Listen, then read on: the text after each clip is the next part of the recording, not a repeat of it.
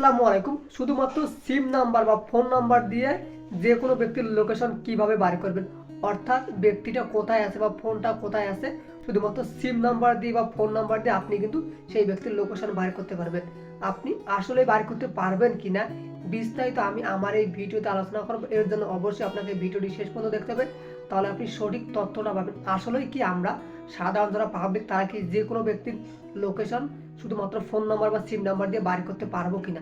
যে কোনো ব্যক্তির লোকেশন বার করার জন্য আমাদেরকে অবশ্যই সেই সিম নাম্বারটাকে ট্র্যাক করতে হবে, সে কোন লোকেশন থেকে কথা বলতেছে। এদের লোকেশন ট্র্যাক করা এটা কিন্তু বাংলাদেশে মাত্র 2 থেকে 3 জন বাহিনী করতে পারে। একটা হলো পুলিশ, দুইটা হলো সাইবার সিকিউরিটি এবং 3 নাম্বার হলো যারা এসব নিয়ে কাজ করে, অর্থাৎ সরকারের অধীনে যারা এসব নিয়ে কাজ করে তারা ব্যক্তিটা কোথায় আছে সেই লোকেশনটাকে ট্র্যাক করতে পারবে। অর্থাৎ আপনি যেই সিম কোম্পানির অর্থাৎ গ্রামীণ, বাংলালিংক, রবি, এই যে সিমটাকে আপনি লোকেশন ট্র্যাক করতে যাচ্ছেন, সেই সিম কোম্পানির যে মেন হেড অফিস আছে, যারা লোকেশন নিয়ে কাজ করে, অর্থাৎ গ্রামীণ সিম বা রবি সিম, বাংলা সিম টাওয়ারগুলো আছে, টাওয়ারের লোকেশন নিয়ে কাজ করে, তাদেরকে প্রথম নাম্বারটা দিবেন।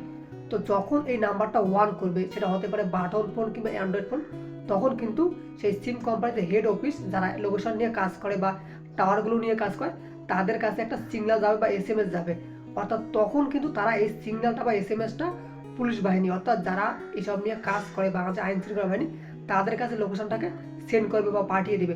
তখন কিন্তু তারা ওই ব্যক্তির লোকেশনটাকে খুঁজে বার করবে। অর্থাৎ আমরা কিন্তু সাধারণ মানুষ কখনো কোনো ব্যক্তির লোকেশন বা কোনো phone number, SIM number location bar করতে পারবো না, কারণ এটা শুধুমাত্র একটা দেশের আইন শৃঙ্খলা বাহিনী এবং ওই সিমের যে মেল মালিক তারা এইসব কাজ করতে পারে। সাধারণ মানুষ কিন্তু কখনো এইসব কাজ করতে পারে না।